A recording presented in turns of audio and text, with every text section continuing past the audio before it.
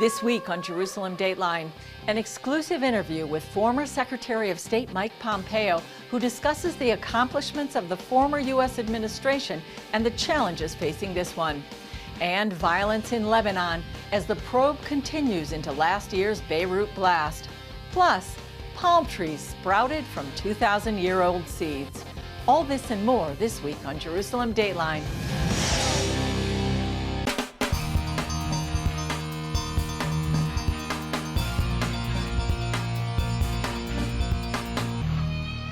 Hello and welcome to this edition of Jerusalem Dateline. I'm Julie Stahl, filling in for Chris Mitchell. Former Secretary of State Mike Pompeo played a key role in the foreign policy accomplishments of the Trump administration. He sat down with CBN News Middle East Bureau Chief Chris Mitchell in Jerusalem to discuss what he sees as some of the major foreign and domestic challenges facing the United States and Israel. Nearly 2 months after the U.S. pullout from Afghanistan, Secretary Pompeo told CBN News how the consequences are playing out in Israel and beyond. So I've heard over these past few days while I've been here in Israel, I've heard from many of the Israeli leaders and security establishment. They're very concerned. They're concerned not only about the increased terror risk, that there'll be room for Al-Qaeda or for ISIS or for both to grow in the region in Afghanistan, and that this will embolden Iran, but also they're worried. They're worried because they saw America execute a withdrawal from Afghanistan that can only be described as a debacle. Not only did we have 13 Americans killed, so tragically, but we still have Americans who are behind enemy lines. It made no sense to me the way the Biden administration executed that withdrawal, and I think America's credibility in the world was damaged as a result of that. I pray that we're able to get that credibility back. One impact of the pullout seems to be a more belligerent China. How would you describe the threat of China right now? All of these things are interconnected. Leaders around the world watch how American presidents behave.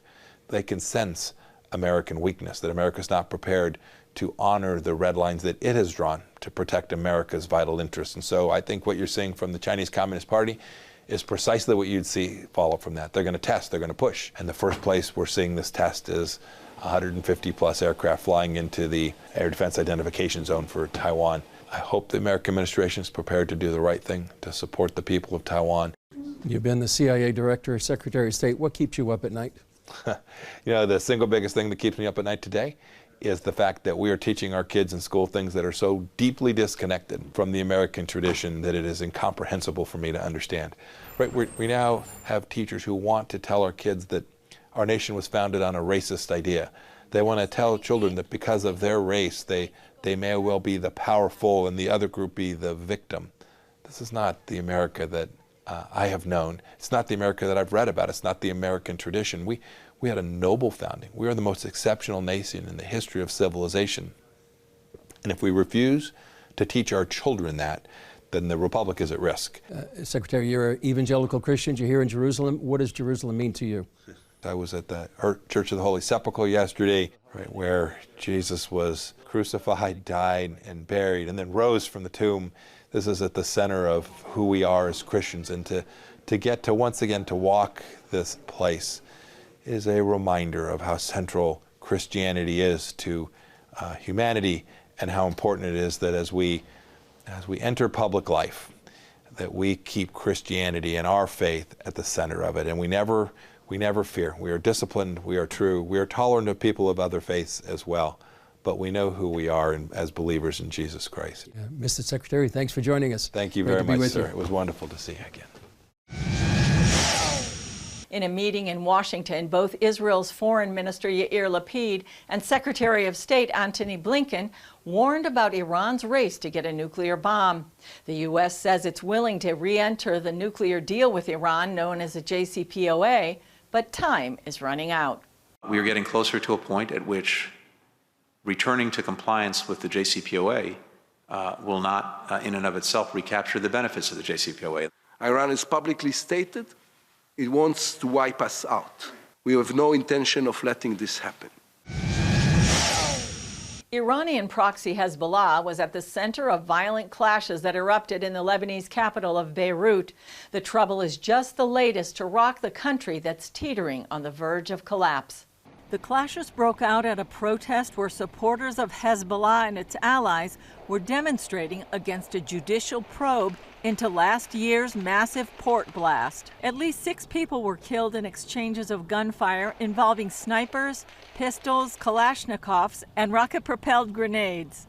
The trouble comes amid allegations that Hezbollah is trying to obstruct the investigation into the blast, while Hezbollah says the presiding judge is trying to politicize it. The Lebanese army restored calm to the city. Lebanon's president, Michel Aoun, vowed to hold accountable those responsible for the clashes, as well as whoever was behind last year's Beirut blast. Just days before the trouble in the streets, the country suffered a massive blackout when the state power plants ran out of fuel. Lebanon's electric grid is back online now after the army supplied fuel to 2 key power stations. But as Chris Mitchell reports, it's one more sign of a nation in trouble. The blackout plunged Beirut, once known as the Paris of the Middle East, into the dark. For a time, car headlights became the main source of light. We used to have electricity for an hour daily. Now it's totally cut. We're spending our time outside our homes so our children can have fun. This situation is getting worse. May God protect us as we don't know where we're heading. The lack of power represents a crisis for hospitals, essential services, and ordinary people trying to keep their refrigerators running and food from spoiling. Last week, Jordan agreed to supply electricity to Lebanon, but that deal could take months to implement. The energy crisis is part of a larger political and economic crisis where Lebanon's currency has lost 90% of its value. Recently, these depositors stormed this bank in central Beirut after the bank blocked their money. I'm demanding my right and my money. All my years of work were robbed. They robbed people's work and they put them in the name of their children abroad. A new government took office recently, the first since the massive explosion in August 2020 that devastated the city of Beirut. But Israeli analyst and retired Brigadier General Asaf Orion told CBN News, Lebanon is not only a failed state, but a fake state, because the terrorist group Hezbollah is the real power inside the country. They're running the show. They allow legitimate veneer of Christians, Sunnis, and others to take part in this facade. And as long as the world buys it and keeps on paying, it will keep on rolling. Coming up, former Secretary of State Pompeo discusses the future of the Abraham Accords and the threat of Iran.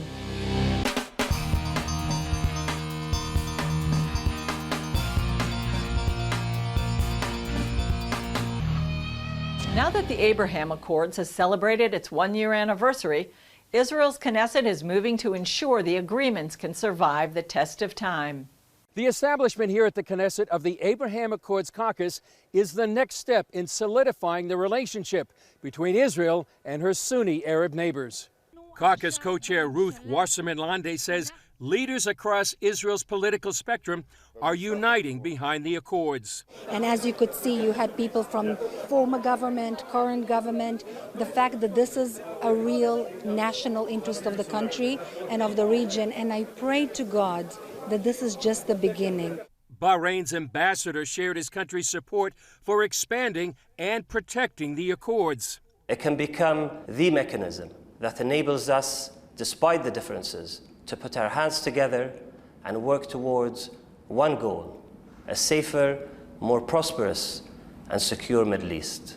The event brought together many architects of the accords, like Jared Kushner, who says the peace agreements have started a ripple effect. It's spreading throughout the Middle East, it's spreading throughout the world. Muslims in Indonesia, Muslims in Saudi Arabia, Muslims in Malaysia, Muslims in Pakistan, they're seeing that Israel is not what they've been told it is, and they're seeing that Israelis are welcoming their Muslim brothers, and they're seeing that there's a lot that we could be doing together. This Bahraini shares a unique perspective after working with Israelis. This is my first visit, but it's not my first interaction with Israeli people. I'm a humanitarian, so I do a lot of work internationally, and luckily enough, I had the pleasure to meet a lot of Israelis around the world who are volunteering with me as well. And to me, they're great people. U.S. representatives pledged support to advance the accords. The Biden administration now continues working to expand normalization efforts and to deepen Israel's existing relationships and to bring new countries into the fold. Former Prime Minister Benjamin Netanyahu credited the Trump administration for changing policy towards Israel and Arab leaders. They understood now that the road to Washington passed not through Ramallah, but through Jerusalem, because that was the American policy. They said, if you want even better relations with the United States, then make peace with Israel. So the change in American policy was critical. I have to say that without it, you could bake the cake, but you can't finish it. You can't put the topping on it without this crucial change. Netanyahu added, while Israel and these Sunni Arab nations face a common enemy, he's optimistic about the future. I believe that if we continue to move in this direction, and if we don't fall into yesterday's traps and the failed policy of the past, our grandchildren will look back at this moment and say that the peace of Abraham brought the sons of Abraham together. Chris Mitchell, CBN News, the Knesset, Jerusalem. Former Secretary of State Pompeo addressed the future of the Abraham Accords as well as the threat from Iran in his interview with Chris Mitchell.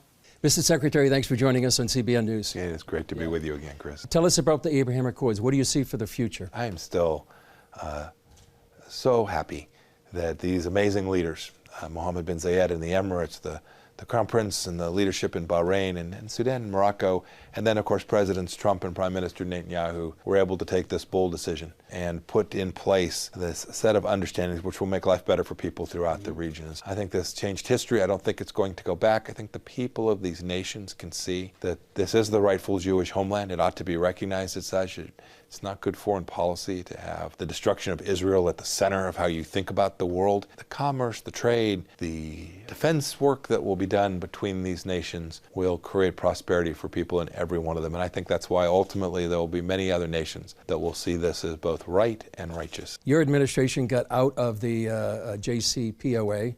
It seems like the Biden administration is eager to get back into it. What would be the consequences if the Biden administration renews the Iranian nuclear deal? Yeah, you'll be that much closer to an Islamic Republic of Iran, a kleptocracy, a theocracy. You'll have a nuclear weapons program. And it may be a year, it may be 2 years before they get it, but they will have a clear, lawful pathway to a nuclear weapons program. Second thing is you'll see a wealthier Islamic Republic of Iran regime. You'll see them with more money, more resources. That means more terror, more bombs blowing up in places like Brussels and Paris. That means more militias operating inside of Iraq and Hezbollah, more well-armed.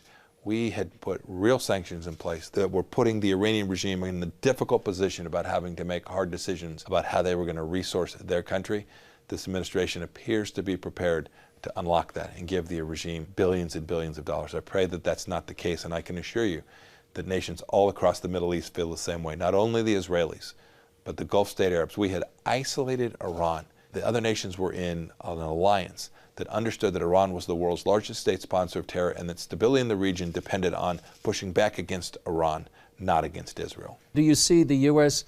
ever helping Israel if it decides to do a military strike against Iran? It's more than just the military alliance. It's more than just intelligence sharing. It's a central understanding of our two peoples. Right, we have a Judeo-Christian heritage in the United States. This is an important democracy in the Middle East.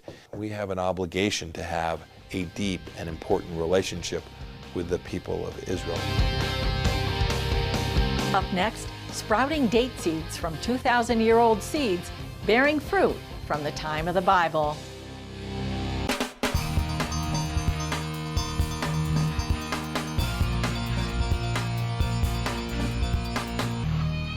In the middle of Israel's Arava Desert, a farming community is bringing trees back to life. One of them is already bearing fruit from the time of the Bible. This little young-looking palm tree named Judith carries an ancient heritage. We're talking about the resurrection of 2,000-year-old plus ancient date seeds that come from the Judean desert and from Masada, and which are part of a scientific experiment. Growing in a greenhouse for the last 9 years, Judith was recently transplanted in what Kibbutz Keturah calls the ancient Judean date orchard. Journalists even pitched in to help. She's the 5th such tree to be planted there after Methuselah, Adam, Jonah, and Hannah. We are planting our 2nd female date tree, who was sprouted from an ancient seed. Actually, this one came from Qumran, was found in the caves And much to our astonishment, she also sprouted. This is Hannah behind me, the first female tree. She was planted in 2019. Pollinated by Methuselah, last year she had around 100 dates. This year she had 621 dates, and this is part of one of them. Dr. Sarah Salone, a medical doctor, started this project more than 15 years ago after becoming interested in natural medicine. I wanted to see how medicinal the flora of Israel was and what it had been used for and so on. And then I realized that many of these species had actually disappeared. And we know what there was because it's mentioned in the Bible. The Bible is our guidebook of ancient species. One that disappeared centuries ago was the Judean date. The date is mentioned in the Bible as one of the 7 species found in the ancient land of Israel. Now, we see dates all the way along here, palm trees, and all the kibbutzim are growing plants, and look at the plantations on Keturah. Those date palms of modern-day Israel are modern, and they were imported after the founding of the state in the 1950s, but they're not the original date tree that grew here. Years ago at Masada, archaeologists found a jar of those ancient date seeds. In ancient times, the classical writers described in detail the dates of ancient Judea. Why? Because they were famous. They were big, they were sweet, they were very dry, that allowed them to be exported all over the Roman Empire, and they had medicinal qualities.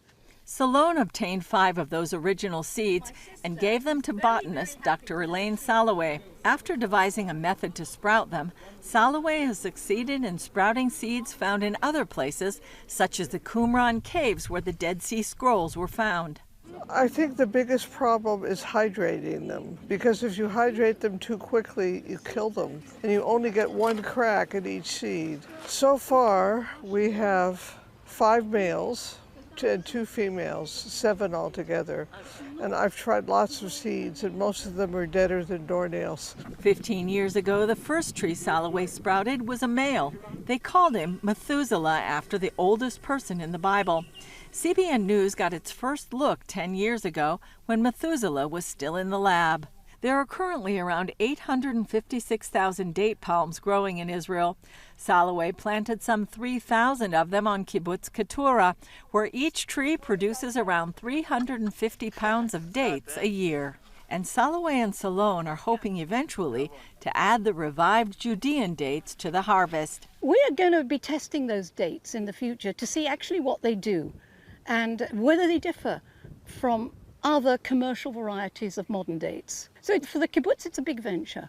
Dr. Tariq Abu Hamid, director of the Arava Institute, sees this as planting seeds from the past to bear a special kind of needed fruit for the future. If you don't look back to the history, you will not see the future. And here we're actually planting history at the Arava Institute. We hope one day that with these trees that came from 2,000 years ago will be the hope of peace in our region. Still ahead, the largest Byzantine winemaking factory ever found is uncovered in Israel.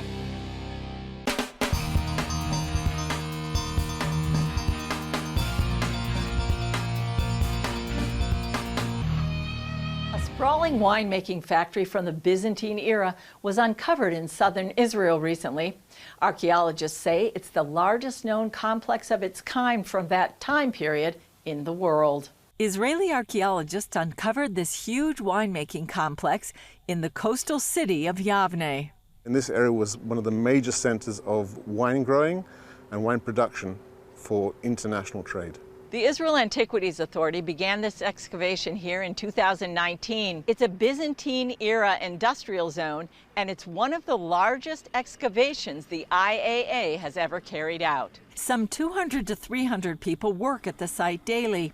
In use during the 5th and 6th centuries, the facility would have produced and marketed more than 500,000 gallons of wine each year. It was certainly a prestigious wine. I mean, this was a wine that we know was presented during the coronations of Byzantine kings. Justin II had wine from this region, what was called Gazan wine, presented at his table during his coronations. While the name comes from where the wine was exported, the major headline from this discovery is its size and scope. And this is what is also revolutionary in the way that we have not one single wine press somewhere in a field, but we have 5 wine presses of huge size for mass production of wine, all together in a cluster, and they're all situated within a well-planned industrial estate. So we have roads that go between the wine presses. They mirror each other in their architectural design, and they all have the possibility of having a huge quantity of wine produced in them. Excavation director Dr. John Zeligman explained how it worked. So the grape juice would have come from behind me over here, from the treading floor, flowed through this channel and out into this area in front of me. This is what we call a filtration pit. It's the place where the grape juice was separated from the skins. That then would flow through our pipes and to either side to the collection vats. There are 3 to 4 days of fermentation in the pits. So that's the 3 and 4 days of time when they would be treading and filling the other one. Keep swapping back and forth. The grapes would have come from surrounding vineyards, and the site had kilns for making the jars. They have like a torpedo shape, and that was something which was known to people. Just like you know what a cola bottle looks like without having the word cola written on it. The jars then went to one of 4 huge warehouses for fermentation. So the aging would have taken place over a relatively short period in these large warehouses, and then the wine would be taken from here to the port and then exported abroad or drunk here in the various sites around the city. According to Zeligman, wine was often the drink of choice in those days because of the poor quality of the drinking water. Excavations here are scheduled to continue for 2 years. The site was supposed to be paved as a highway, but now the city plans to build a bridge over it to make it accessible to tourists. That's all for this edition of Jerusalem Dateline. Thanks for joining us. Remember, you can follow us on Facebook, Twitter, Instagram, and YouTube. And you can also access CBN content through our CBN News and other CBN apps. And don't forget to sign up for our email blasts so you can continue to receive all of our exciting CBN content. I'm Julie Stahl. We'll see you next time on Jerusalem Dateline.